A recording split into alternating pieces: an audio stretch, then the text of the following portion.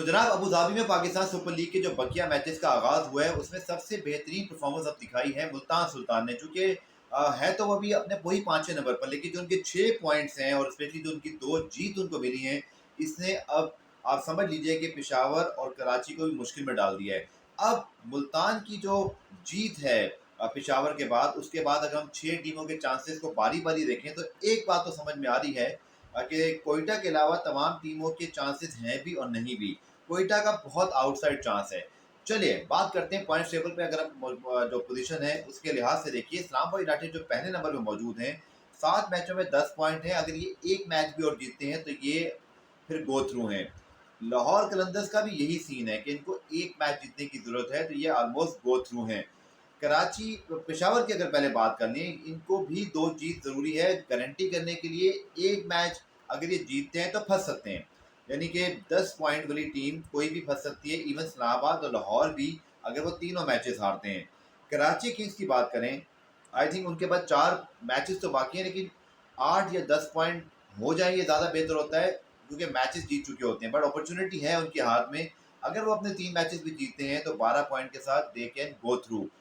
मुल्तान सुल्तान की अगर हम बात करें तो उनके पास भी अपॉर्चुनिटी मौजूद है। अगर वो तीनों मैच जीतते हैं तो वो गो थ्रू कर सकते हैं, या 2 मैच जीत कर रन रेट पे आ सकते हैं। कोयटा की अगर हम बात करें तो आई थिंक उनके लिए तो बहुत ही इंपॉर्टेंट है कि ना सिर्फ मैचेस जीतने हैं, बल्कि बहुत तगड़ी जो है रन रेट मेंटेन करनी पड़ेगी और इंतजार करना पड़ेगा। एक तो ये कि वो कोयटा ग्लेडिएटर्स जो है मुल्तान सुल्तान को हराएं, ताकि उनके जो कंपेटिटर हैं वो भी 8 पॉइंट तक महदूद रहें। इस सूरत में कि अगर कोयटा जो है वो मुल्तान को हराता है और मुल्तान फिर कराची को हरा दे, तो फिर या कराची मुल्तान, दोनों सूरतों में उनको रन रेट का ही सिनेरियो देखना पड़ेगा। सो अगर आप देखें इस कॉन्टेक्स्ट में जो अब मैचेस बाकी हैं, अगर आप उस कॉन्टेक्स्ट में देखें कि पॉइंट्स के लिहाज से, तो देखिए इस्लामाबाद कराची का जो अपकमिंग मैच है, इसमें तो आपको एक वाज़ेह चीज़ पता चल जाएगी कि क्या इस्लामाबाद गो थ्रू कर रहा है 12 पॉइंट के साथ, या कराची ऊपर आ रहा है। तो यहाँ ये सूरत हाल भी वाज़ेह हो जाएगी। बट जो एक्चुअली मुझे मैच लग रहा है, जो शायद हमें एक आध टीम का तो बता ही देगा कि वो जा सकते हैं या बिल्कुल आउट हैं, वो है मुल्तान और कोयटा का 16 जून का मैच। क्योंकि वो मैच अगर कोयटा हारता है तो दे आर आउट, और अगर वो जीतते हैं तो मुल्तान भी आगे चल के मैचेस हार के फंस सकते हैं। तो कहने का मतलब ये है, इस वीडियो में बताने का मकसद ये था कि अभी tournament is wide open even for Quetta. अगर वो बहुत अच्छी कोई जीत लेते हैं, अगर एक मैच भी हारते हैं, ऑब्वियसली जो 16 जून वाला मैच है फिर तो आउट हैं। तो तमाम ही टीमों के पास चांसेस मौजूद हैं आगे जाने के। तमाम ही टीमें रन रेट पे फंस के अगर मगर की सूरत हाल में भी शिकार हो सकती हैं। अगर टूर्नामेंट के अंदर हम देखें कि कोई टीम मुसलसल नहीं हारती या कोई मुसलसल नहीं जीतती, मिक्स रिजल्ट आते हैं, तो ऐसी सूरत हाल में हमें फिर वही 4 टीमें जो कि ऑब्वियसली आपके सामने मौजूद थी पहले ही, कि इस्लामाबाद, लाहौर, पेशावर, कराची आगे जाते हुए दिखाई दे सकते हैं।